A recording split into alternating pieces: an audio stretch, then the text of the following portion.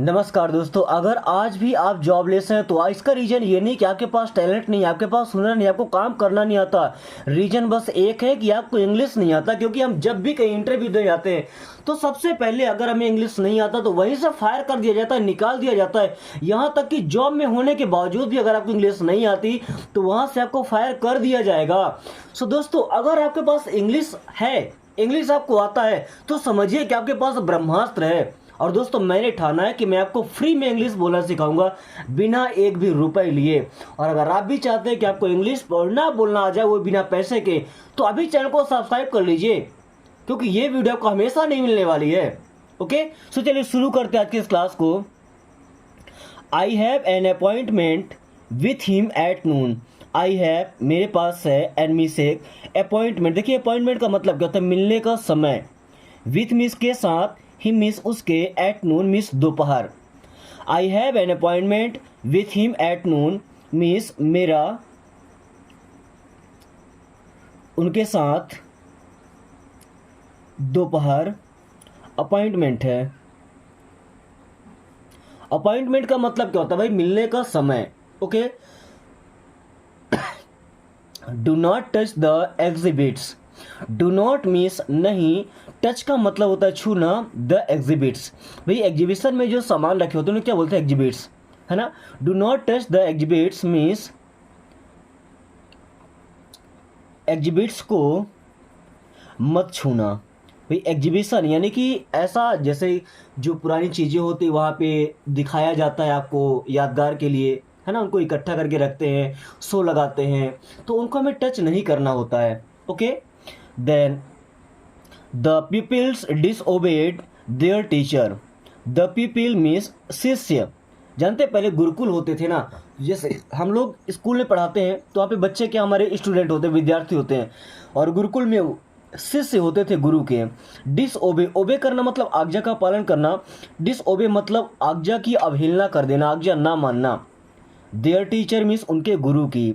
The pupils disobeys their teacher means विद्यार्थी या शिष्य अपने गुरु की बात नहीं माने या उनकी आज्ञा की अवहेलना कर दिए। Okay, I escaped from the sinking boat with difficulty. I means होता है मैं, स्कैप दोस्तों, स्कैप होना मतलब कहीं से बच निकलना।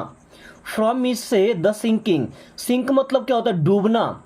बोट का मतलब क्या होता है, नाव। सिंकिंग बोट मतलब ऐसी नाव जो डूब रही हो। विथ मीन्स के साथ, डिफिकल्टी, डिफिकल्टी का मतलब होता है कठिनाई या मुसीबत, परेशानी से। I escaped from the sinking boat with difficulty means मैं डूबती हुई नाव से, मैं डूबती हुई नाव से यानी सिंकिंग बोट से बड़ी मुश्किल से निकला। विथ डिफिकल्टी मीन्स बड़ी मुश्किल से बच निकला या बच के निकला। एस्केप होना मतलब क्या होता है दोस्तों, कहीं से बच के निकलना। Okay, I have seen that film long ago. I have seen मैं देख चुका हूँ, दैट फिल्म वो फिल्म, लॉन्ग एगो मीन्स लंबे समय पहले या काफ़ी समय पहले। लॉन्ग एगो मीन्स काफ़ी समय पहले। Okay, I have seen that film long ago means मैं वो फिल्म या वो मूवी काफ़ी समय पहले देख चुका हूँ, काफ़ी समय पहले देख चुका हूँ। Okay, I hope you will hear me out. I hope, hope करना मतलब आशा करना, उम्मीद करना। यू मीन्स आप, विल हियर मीन्स सुनेंगे, मी मीन्स मुझे, आउट का मतलब कहता बाहर, है ना। I hope you will hear me out, मुझे आशा है कि आप मेरी बात सुनेंगे। I hope you will hear me out, मुझे आशा है या मुझे उम्मीद है कि आप मेरी बात सुनेंगे, कि आप मेरी बात सुनेंगे। Okay, I like history.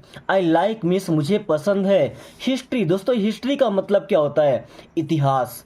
History means क्या होता है, इतिहास। आपको एक अच्छी चीज़ बताना है, ध्यान से सुनिएगा। आई लाइक हिस्ट्री मीन्स मुझे इतिहास पसंद है।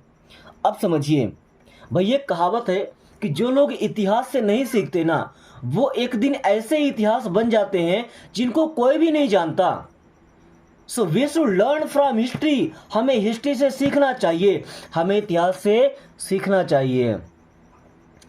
आई haven't met him in person but I know of him. I haven't met, मैं नहीं मिला हूँ, हिम मीन्स उससे, in person. I haven't met him in person means मैं उससे व्यक्तिगत नहीं मिला हूँ, मैं उससे व्यक्तिगत नहीं मिला हूँ या आमने सामने नहीं मिला हूँ।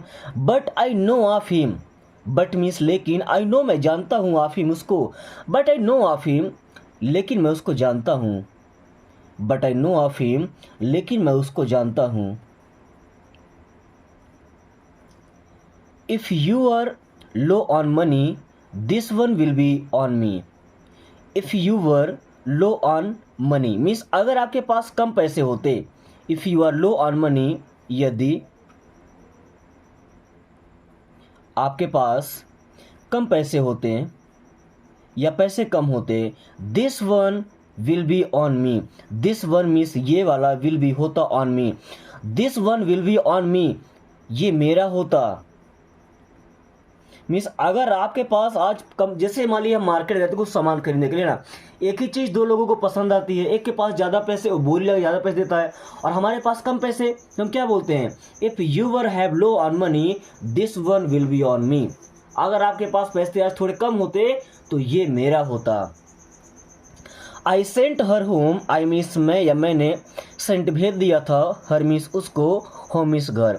आई सेंट हर होम, मैंने उसको घर भेज दिया। आई सेंट हर होम, मैंने उसको घर भेज दिया या घर भेज दिया था। Don't look only on the dark side of life. Don't look, मत देखो, ओनली मीन्स केवल, on the dark side of life. Dark side of life का मतलब क्या, हमारी ज़िंदगी का जो बुरा समय है ना भाई, हमारी ज़िंदगी में हमेशा दो चीज़ें होती हैं, या तो अच्छा समय होगा या तो बुरा समय होगा, लेकिन हमारा जो बुरा समय है उस साइड नहीं देखना है। Don't look only on the dark side of life means जिंदगी